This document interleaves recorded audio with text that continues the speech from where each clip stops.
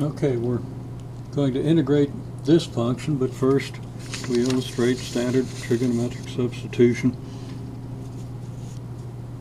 on the two integrals, integral square root of a squared minus x squared dx, and the closely related integral square root of 1 minus y squared minus x squared with respect to x. For the first integral, we let x equal a cosine theta. This led us to an integral of negative a squared sine squared theta. We have the integral sine squared theta down here, so we're going to be able to put that together with this result and move further with this integral. And also treating the 1 minus y squared as we did the a squared here, we made a substitution and reduced this integral to a multiple of an integral of the sine squared of theta d theta. Since we now have the integral of the sine squared theta, we can proceed to complete this integral and this related integral. Our integral of negative a squared sine squared theta d theta becomes negative a squared times negative 1/2 sine theta cosine theta plus 1/2 theta.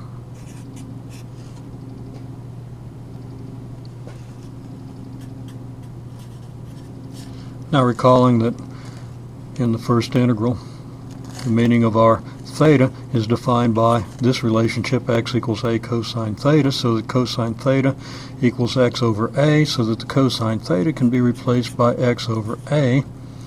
Sine theta being the square root of 1 minus cosine squared theta, we have the square root of 1 minus quantity x over a squared, which I'll just write as x squared over a squared. We have the factor negative 1/2, and then we still have our plus 1/2 theta. Now, our square root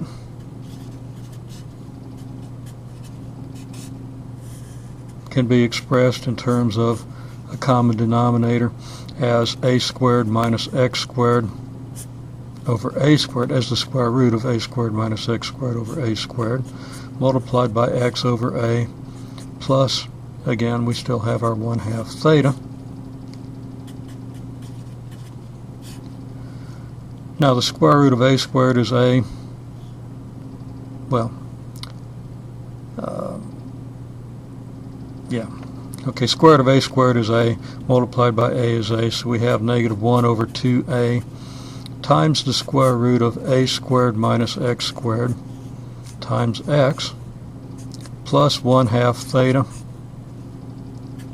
Now, if we distribute through, let's see, that's an a squared, because we have a square root of a squared times an a, giving us an a squared.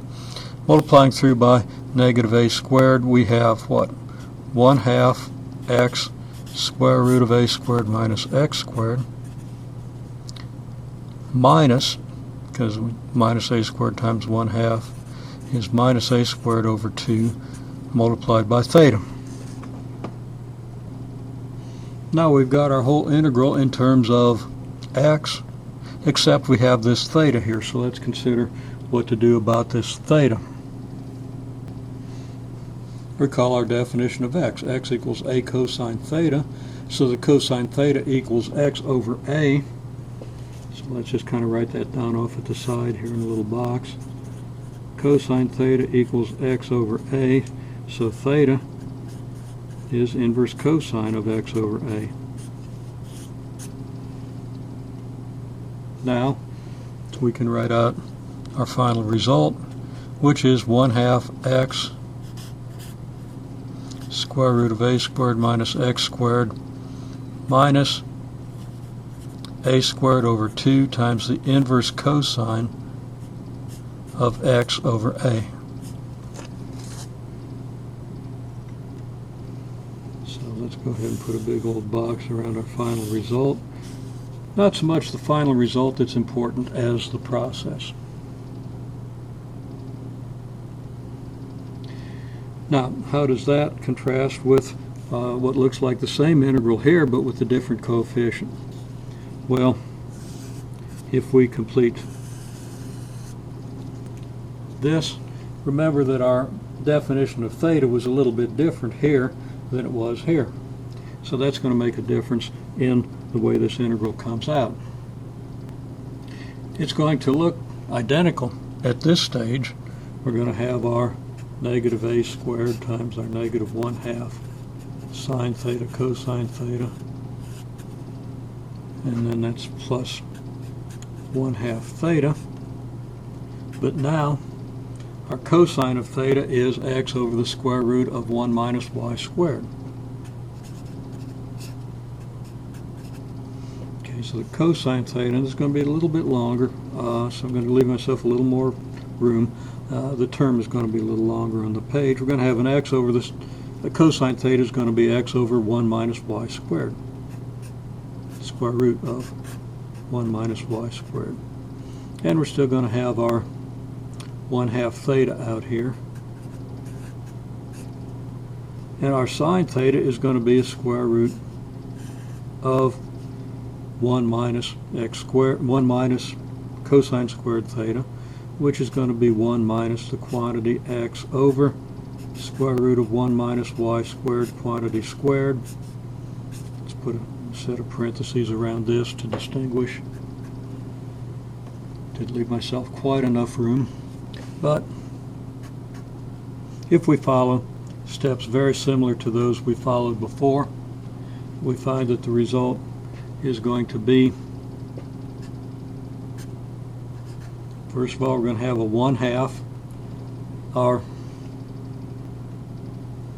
a squared, remember we treated 1 minus y squared as a squared, so our a squared is now 1 minus y squared. So we're going to have a 1 minus y squared that's going to be divided out by the 2 square roots of 1 minus y squared. We're going to put this over common denominator and so forth. So that's just going to end up as a 1/2, and it's going to be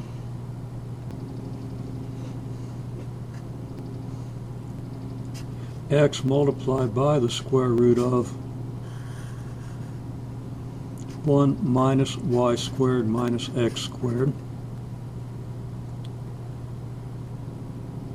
And then it's going to be minus a squared over 2 times theta, a squared now being again our 1 minus y squared.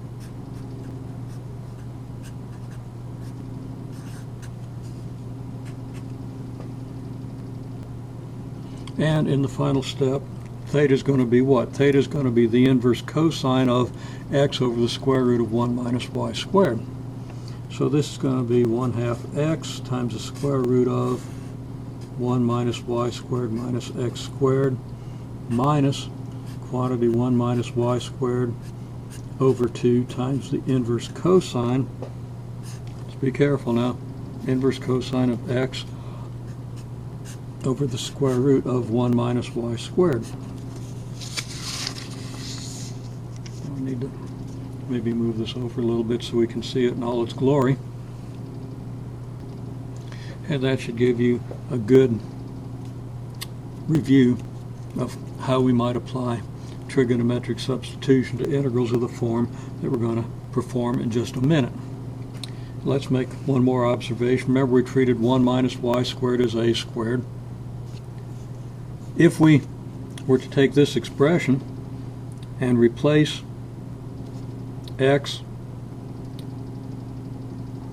replace a with 1 minus y squared,